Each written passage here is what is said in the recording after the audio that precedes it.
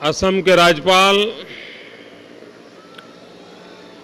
श्रीमान पद्मनाभ आचार्य जी,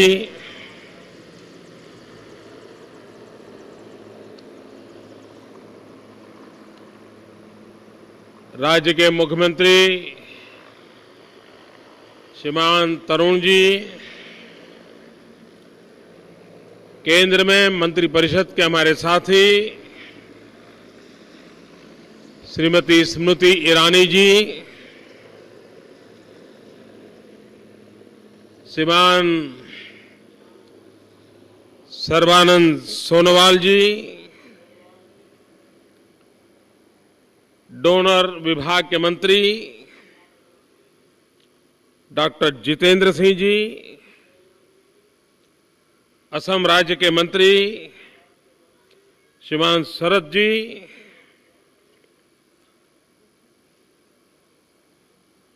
doctor RP Singh, श्रीमान गौतम बरुआ जी,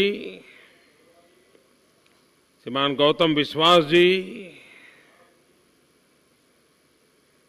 मंच पर विराजमान सभी वरिष्ठ महानुभाव,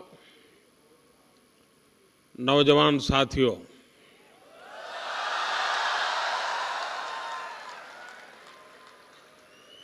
और इस समय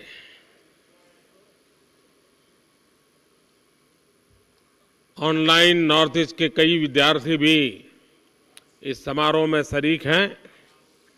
मैं उन सबका भी स्वागत करता हूं। सबसे पहले मैं आपसे क्षमा चाहता हूं क्योंकि मुझे आने में बहुत विलंब हुआ।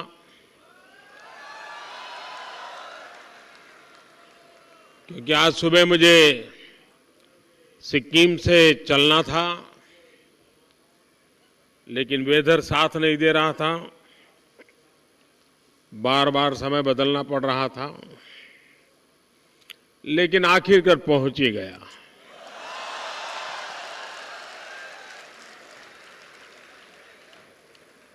कभी कभी देर होती है लेकिन पहुंचता हूं।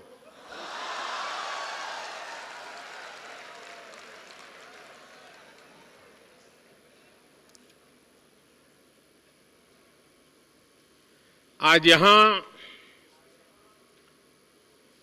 दो महत्वपूर्ण कार्यक्रम है। एक तो ट्रिपल आईटी का नए भवन का शिलान्यास और दूसरा आईसीटी एकेडमी की शुरुआत।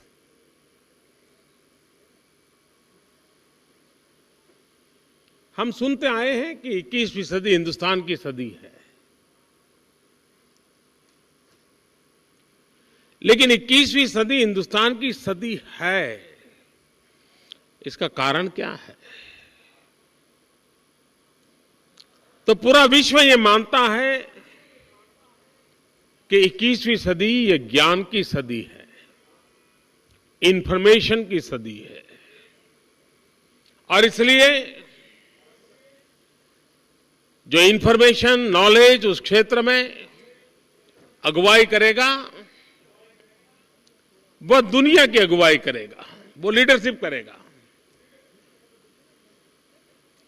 और दूसरा महत्वपूर्ण कारण है, आज भारत विश्व का सबसे युवा देश है।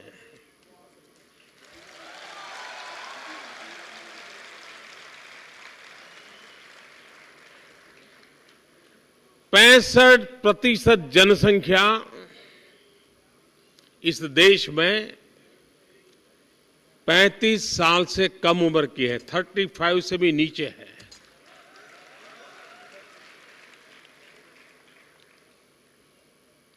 जिस देश में सदियों से एक परंपरा रही है, जब जब मानव जात ज्ञान युग से गुजरी है, हमेशा हमेशा भारत ने नेतृत्व किया है।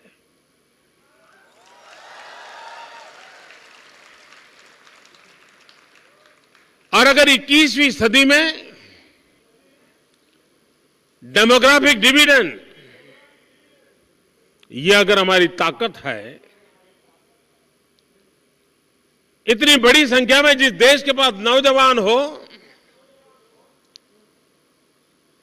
तो उसके सपने भी जवान होते हैं।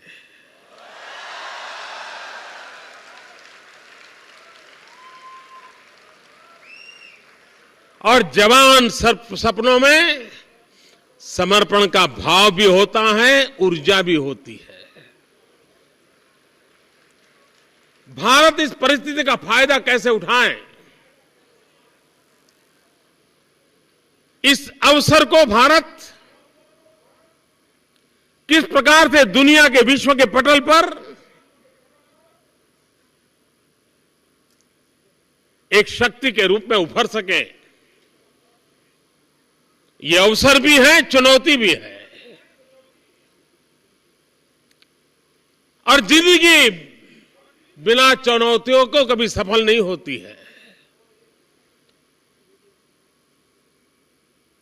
जो चुनौतियों को पार करता है वही अवसर को पाता है और वही अवसर को सिद्धि में परिवर्तित कर सकता है। आज पूरे विश्व में जितने भी मानकों पर दुनिया की चर्चा होती है, चाहे वर्ल्ड बैंक का रिपोर्ट देख लीजिए, आईएमएफ का रिपोर्ट देख लीजिए, credit rating agency global level की कुछ कहें, एक बात साफ साफ उभर करके आती है और सर्वदूर से एक ही प्रकार से आती है, और वो ये कि आज बड़े देशों की सबसे तेज गति से आगे बढ़ने वाली कोई इकोनॉमी है तो वो इकोनॉमी का नाम है हिंदुस्तान।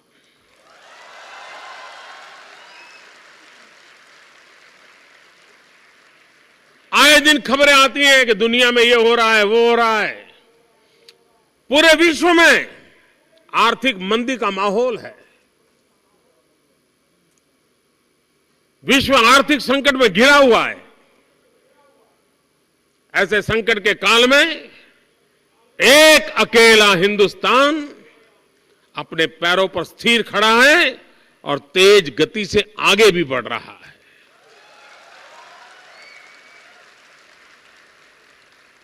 और यह भी विश्व मानता है कि आने वाले दिनों में भारत इससे भी अधिक गति से आगे बढ़ने वाला है। ये जो अवसर आया है, इस अवसर का अगर फायदा उठाना है तो हमें हमारी युवा शक्ति पर ध्यान केंद्रित करना होगा। और इसलिए सरकार ने जिन बातों पर ध्यान दिया है वे बिखरी हुई चीजें नहीं है। सरकार में है, कुछ करना पड़ता है, चलो कुछ करते रहें, ऐसा भी नहीं है। एक के बाद एक कदम एक दूसरे के साथ जुड़े हुए हैं, इंटरलिंक है। एक के बाद एक कदम अंतिम परिणाम को प्राप्त करने का अवसर है। पहली बार इस देश में स्किल डेवलपमेंट एक अलग डिपार्टमेंट बनाया गया। पहले क्या था, हर डिपार्टमेंट अपने अपने तरीके से स्किल डेवलपमेंट का काम करता था। लेकिन जब इतने बड़े डिपार्टमेंट के कोने में स्किल डिपार्टमेंट चलता है तो उसके पर फोकस नहीं रहता था। चीजें चलती थी,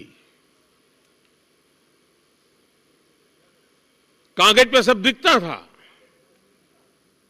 लेकिन धरती पर नजर नहीं आता था।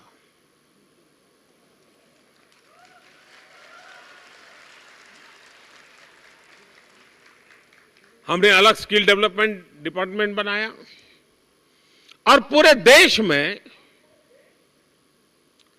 21वीं सदी के अनुकूल किस प्रकार का मैन पावर तैयार करना चाहिए, किस प्रकार का ह्यूमन रिसोर्स डेवलपमेंट करना चाहिए। और न सिर्फ हिंदुस्तान, वैश्विक संदर्भ में, ग्लोबल पर्सपेक्टिव में आप कल्पना कर सकते हैं, जब दुनिया पूरी बूढ़ी हो रही हो, दुनिया के पास पैसे हो,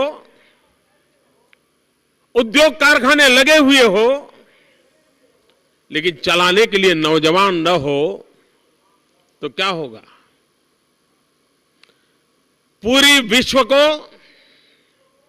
2030 के बाद बहुत बड़ी मात्रा में ह्यूमन रिसोर्स की आवश्यकता पड़ने वाली है।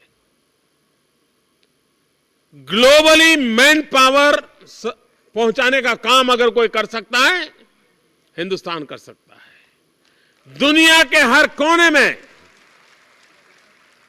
भारत का नौजवान जाकर के उस देश के जीवन में बहुत बड़ा योगदान कर सकता है। वो दिन दूर नहीं है जब पूरे ग्लोबल रिक्वायरमेंट को अगर ध्यान में रखें, तो आज से हमारा प्रयास है कि हिंदुस्तान में वो ह्यूमन रिसोर्स डेवलपमेंट हो, वो मैन पावर तैयार हो, जो आने वाले दिनों में ग्लोबल रिक्वायरमेंट को पूरी कर पाए। दूसरी तरफ भारत सिर्फ सेवादार बना रहे क्या?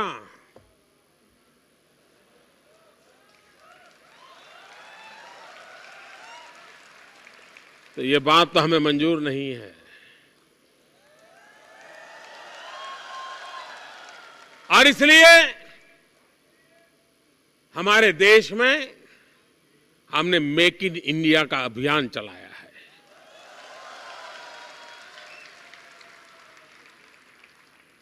आज देश पेट्रोलियम पैदावार के बाद सबसे ज्यादा इंपोर्ट, जो पहली 3-4 चीजें हैं देश में जिसमें हमारा सबसे ज्यादा धन विदेश में जाता है, उसमें एक है इलेक्ट्रॉनिक गुड्स का इंपोर्ट।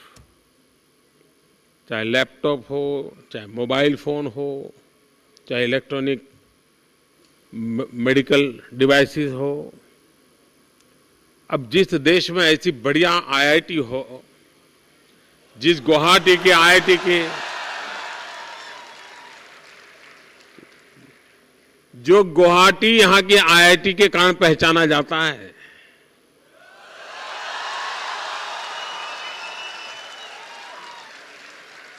यहां के आईआईटी ने गुवाहाटी को एक नई पहचान दी है।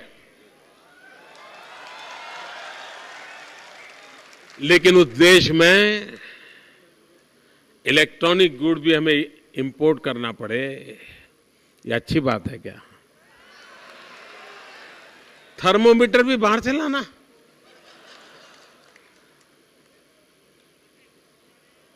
बीपी कम हुआ नहीं हुआ, ठीक हुआ नहीं हुआ, वो भी फॉरेन का इंस्ट्रूमेंट तय करेगा क्या? दोस्तों, ये चीज बदलनी है। मैं आज आपके बीच आया हूं चुनौती लेकर के। कम से कम इलेक्ट्रॉनिक गुड्स ये तो हम बना सकते हैं, ऐसा नहीं, हम दुनिया को दे सकते हैं। इस देश के पास टैलेंट की कमी नहीं है, इरादों की भी कमी नहीं है। हर नौजवान के पास कुछ न कुछ करने का इरादा है। तो क्यों न हम हमारे देश की इस रिक्वायरमेंट को ध्यान में रखते हैं मेक इन इंडिया की बात को आगे बढ़ाएं। और दुनिया ने भारत के लोगों का लोहा माना है। आज सिलिकॉन वैली में जाइए, एड्रेस तो यूएसए का है, लेकिन चेहरा हिंदुस्तानी है।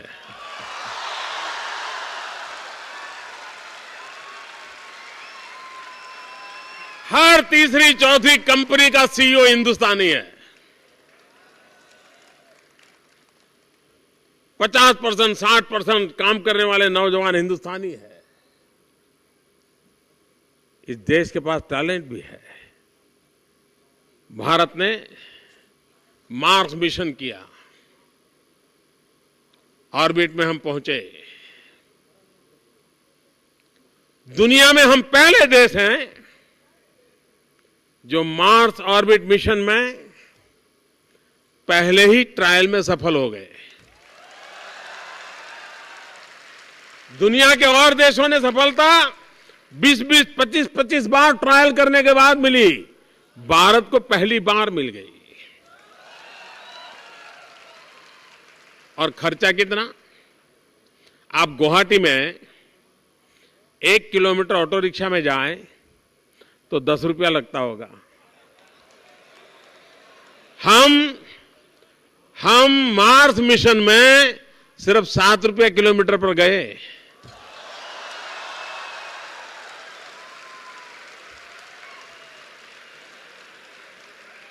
हॉलीवुड की फिल्म का जो खर्चा होता है उससे कम खर्चे में हम मार्स मिशन पर पहुंचे। ये कैसे संभव हुआ? हमारे नौजवानों की टैलेंट के कारण, तजुर्बे के कारण, कुछ कर गुजरने के इरादे के कारण।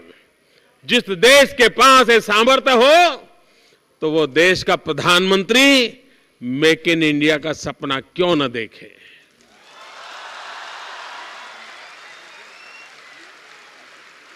हमारा दूसरा क्षेत्र है डिफेंस। क्या भारत अपनी सुरक्षा के लिए आजादी के 70 साल के बाद भी औरों पर डिपेंडेंट रहे?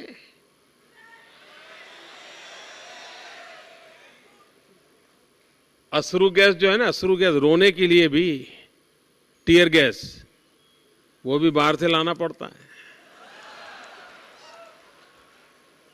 ये स्थिति बदलनी है दोस्तों।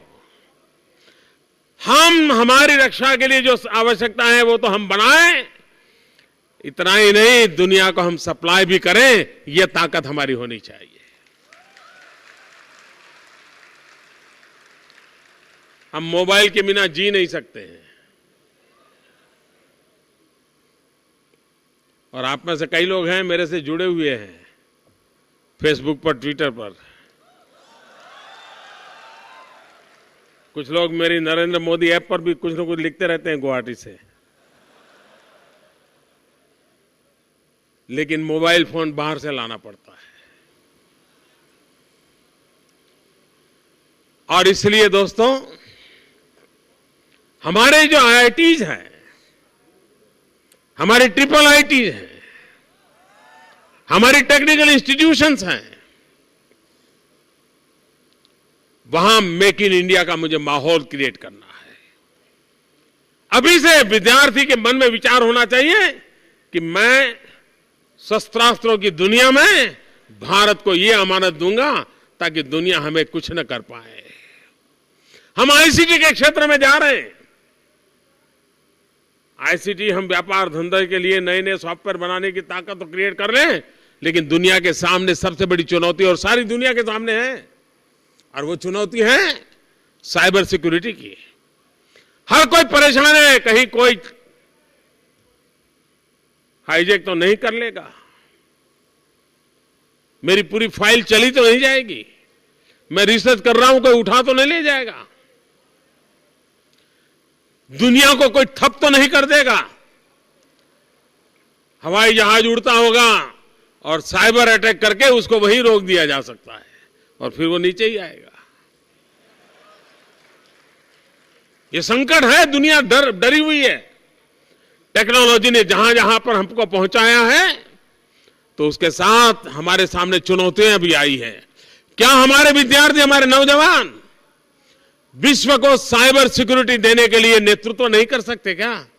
अगर दुनिया में किसी को भी साइबर सिक्योरिटी की जरूरत होगी, भारत के नौजवान पर उसको भरोसा करना पड़ेगा, तब जाकर के उसको ये काम होगा। ये नहीं कर सकते क्या? और इसलिए दोस्तों, स्किल डेवलपमेंट से लेकर के मेक इन इंडिया, 2 दिन पहले आप में से कई लोग शायद मेरे साथ वीडियो कॉन्फ्रेंस में जुड़े हुए होंगे, जब मैं 2 दिन पहले दिल्ली में स्टार्टअप का आरंभ किया। जब मैं पहले स्टार्टअप कह रहा था तो कुछ लोगों को तो पता ही नहीं पड़ता क्या कह रहा है ये। Startup India, stand up India, जब लाल किले से हमने कहा तो ऐसे ही आकर के चला गया विषय, पता ही नहीं चला कि कहीं रजिस्टर ही नहीं हुआ। लेकिन अभी जब स्टार्टअप का कार्यक्रम हुआ, लाखों नौजवानों ने रजिस्ट्रेशन करवाया। एक नया मूड बना है देश में। नौजवान सोच रहा है मैं रोजगार के लिए अप्लाई नहीं करूंगा, मैं अपने पैरों पर नई चीज खोज करके दुनिया के बाजार में ले आऊंगा, नए तरीके से ले आऊंगा। स्टार्टअप का एक माहौल बना है। वर्तमान में जो नई पीढ़ी है वो जॉब सीकर नहीं बनना चाहती है, वो जॉब क्रिएटर बनना चाहती है। और सरकार startup India, stand up India के भरोसे उसे बल देना चाहती है।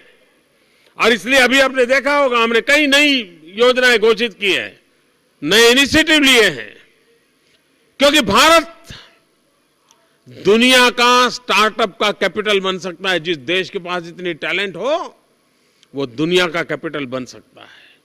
और मैंने देखा, आपने भी शायद टीवी पर ये चीजों को ध्यान से देखा होगा, नहीं देखा होगा तो इंटरनेट पर सारी चीजें इन दिनों अवेलेबल है। 22, 25, 27, 30 साल के नौजवान अरबों खरबों रुपए का व्यापार करने लगे, वो 2-3 साल में करने लगे और 5,000, 10,000, 25,000 लोगों को रोजगार दे रहे हैं,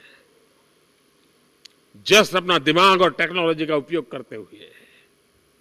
और जमाना ऐप का है, हर चीज का ऐप बनता है, ऐप बनता है और दुनिया जुड़ जाती है।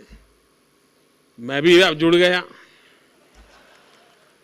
लेकिन हमारे नौजवानों की जो बुद्धिमत्ता है वो कुछ कर गुजरने की बुद्धिमत्ता है। और इसलिए स्किल डेवलपमेंट से लेकर के स्टार्टअप तक की यात्रा,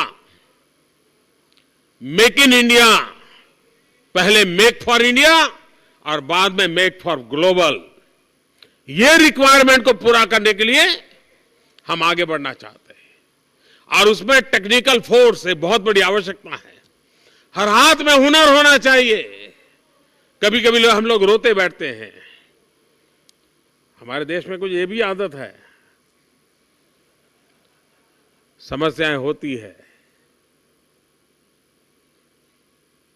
हर किसी के नसीब में मक्खन पर लकीर करने का सौभाग्य नहीं होता है, पत्थर पर लकीर करने की ताकत होनी चाहिए।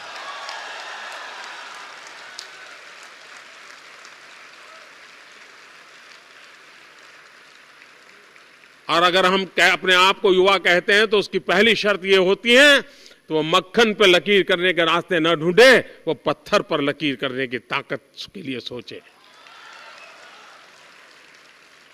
अगर ये इरादे लेकर के हम चलते हैं तो हम अपनी तो जिंदगी बनाते हैं, लेकिन कईयों की जिंदगी में बदलाव लाने के लिए कारण भी बनते हैं।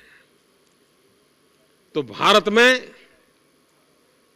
हमारी जितनी भी एकेडमिक इंस्टीट्यूशंस हैं, टेक्निकल इंस्टीट्यूशंस हैं, हमारी यूनिवर्सिटीज हैं, चाहे हमारे आईआईटी हो या हमारी आईटीआई हो, छोटे से छोटी टेक्निकल इकाई से लेकर के टॉप मोस्ट टेक्निकल वेंचर, इन दोनों के अंदर एक सूत्रता होनी चाहिए और हम देश की आवश्यकताओं की पूर्ति करने के लिए सामर्थ्यवान बने।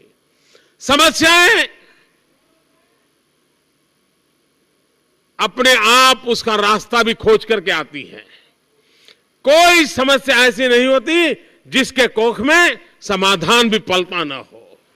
सिर्फ पहचानने वाला चाहिए।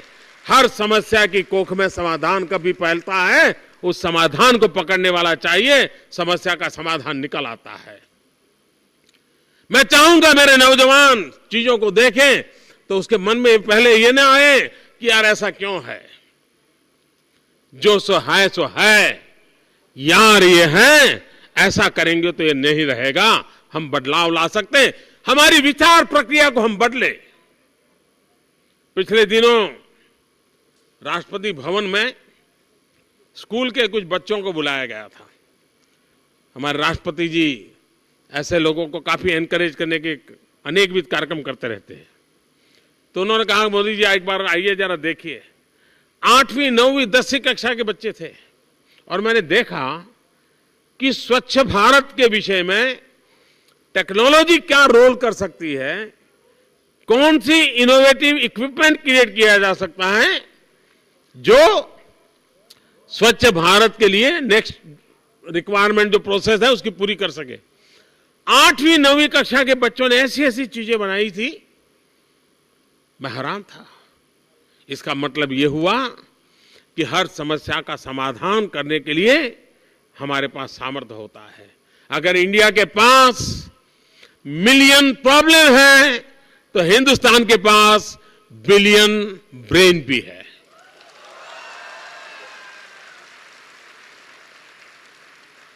और इसलिए दोस्तों, नया भवन तो मिलेगा, हिंदुस्तान के पूर्वी छोर में ये ज्ञान का सूरज ऐसा तेजोमय रूप में निकले को पूरे हिंदुस्तान को ज्ञान से प्रकाशित कर दे। ये मेरी आप सबको शुभकामनाएं। बहुत बहुत धन्यवाद।